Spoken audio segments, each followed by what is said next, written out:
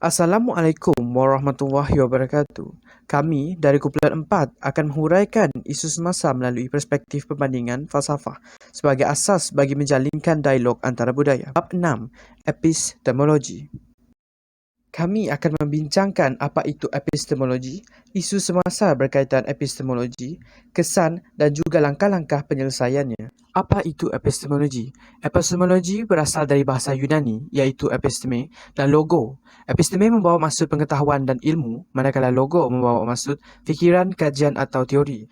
Dalam bahasa mudahnya, epistemologi ini membawa maksud pengetahuan yang benar. Terdapat 4 sumber ilmu dalam epistemologi ini iaitu panca indera, wahyu, akal dan hati ataupun institusi. Ruang lingkup epistemologi ini meliputi hakikat, sumber dan kesalahan pengetahuan. Epistemologi ini memudahkan seseorang itu untuk melihat apa yang mungkin dan tidak mungkin dalam bidangnya. Isu semasa yang akan dibincangkan dalam bab ini ialah Revolusi Industri 4.0. Sains dan teknologi moden pada masa kini telah menghasilkan kesan-kesan jangka panjang yang menggerunkan. Terdapat beberapa kesan dari isu semasa mengenai revolusi industri 4.0. Antaranya, wujud dalam bentuk senjata-senjata nuklear, senjata kimia dan biologi, pencabulan alam sekitar, kejuruteraan genetik dan sosiobiologi yang menuju ke arah penguasaan dan dominasi bentuk baru. Seterusnya, pengasingan ilmu daripada perhatian sosial, moral dan etika dan pencarian ilmu ini untuk kepentingan sekular dan kuasa material serta penguasaan ke atas manusia dan alam. Yang ketiga, dengan kemarahan revolusi industri 4.0 terutamanya artificial intelligence, persoalan nilai dan etika dalam sains dan penghasilan teknologi menjadi isu fundamental. Dan yang terakhir, penggunaan sains untuk tujuan imperialisme yang ternyata daripada penyerapan sains di universiti ke dalam penyelidikan rahsia yang dibiayai oleh jabatan-jabatan pertahanan, pengasingan manusia dan alam, penjajahan komputer pada ketenteraan individu. Antara langkah-langkah penyelesaian yang boleh diambil bagi mengatasi isu semasa ini ialah: yang pertama, nilai-nilai positif yang bersifat halal perlu diangkat menjadi prinsip panduan untuk aktiviti sains dan polisi sains, manakala nilai-nilai negatif yang bersifat haram, zoom dan diak menjadi tanda aras yang menunjukkan batasan-batasan sains yang sah. Yang kedua, pengkajian mengenai perkembangan sains dan teknologi di dunia serta implikasinya bagi mengenal pasti nilai-nilai positif dan negatif. Ini bertujuan bagi penilaian semasa impak dan proses penyaringan kesan-kesan sains dan teknologi tersebut mengikut keperluan sebenar ummah. Seterusnya, kepentingan konsep, adil, istilah dan zoom yang mengambil kira aspek-aspek keadilan, kepentingan awam serta kezaliman dalam bidang ekonomi, sosial, budaya, teknologi dan psikologi, di mana sifat tanggungjawab sosial dan sifat utilitarian yang ada pada sains ditentukan. Dan akhir sekali, pewujudan mekanisme kerjasama dalam bidang pembangunan dan penyelidikan sains dan teknologi di antara negara-negara yang lain.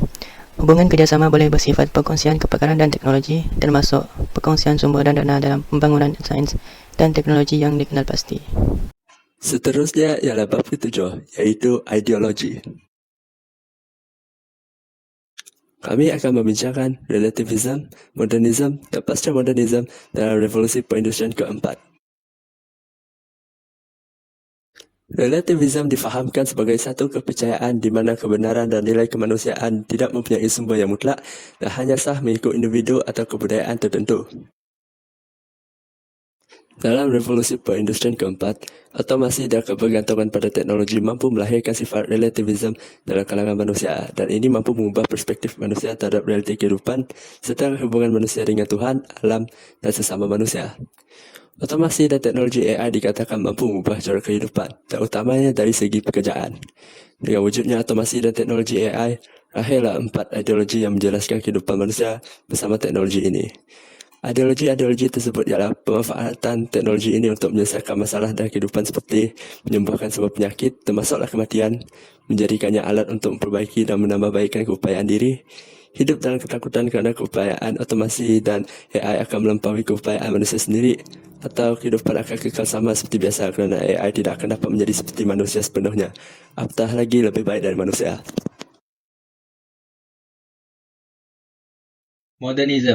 Modernism bermaksud berfikir secara moden di mana kritikan terhadap yang silam dan klasik sebagai tidak tepat dan tidak benar.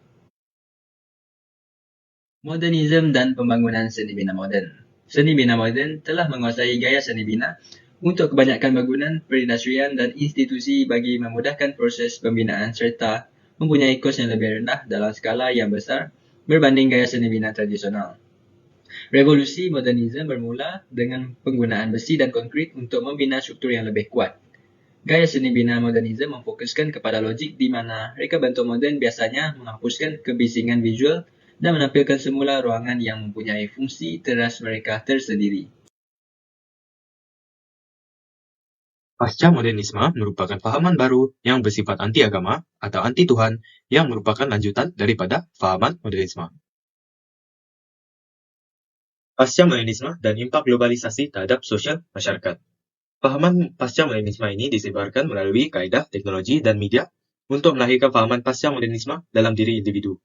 Ia menggunakan rangkaian seperti Google, Twitter, Facebook, dan lain-lain. Ini mengakibatkan manusia akan mementingkan kebebasan diri kerana pemikiran dan tingkah laku mereka telah dipengaruhi oleh media, tanpa memikirkan pendapat orang lain.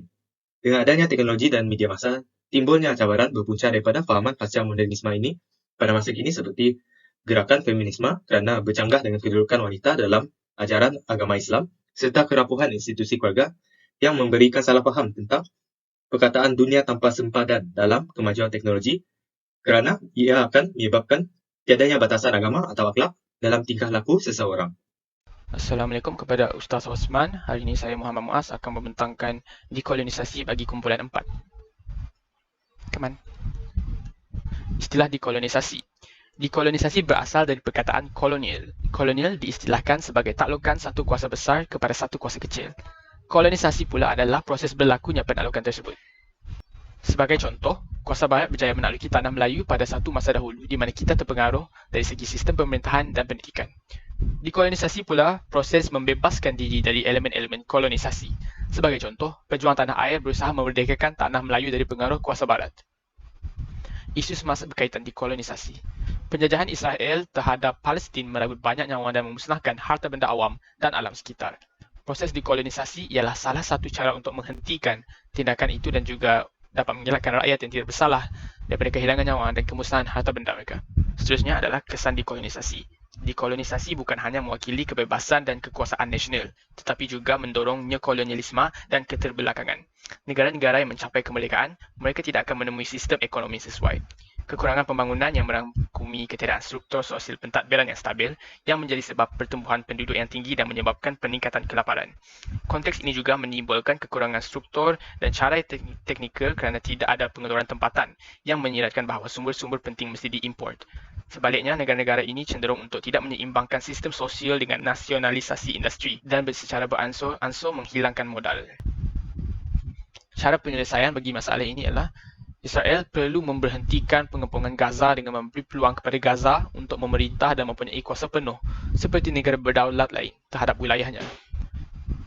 Israel perlu keluar daripada tebing barat dan merobohkan tembok-tembok yang memisahkan rakyat Palestin serta mengembalikan tanah dan rumah-rumah yang telah dirompak daripada rakyat Palestin.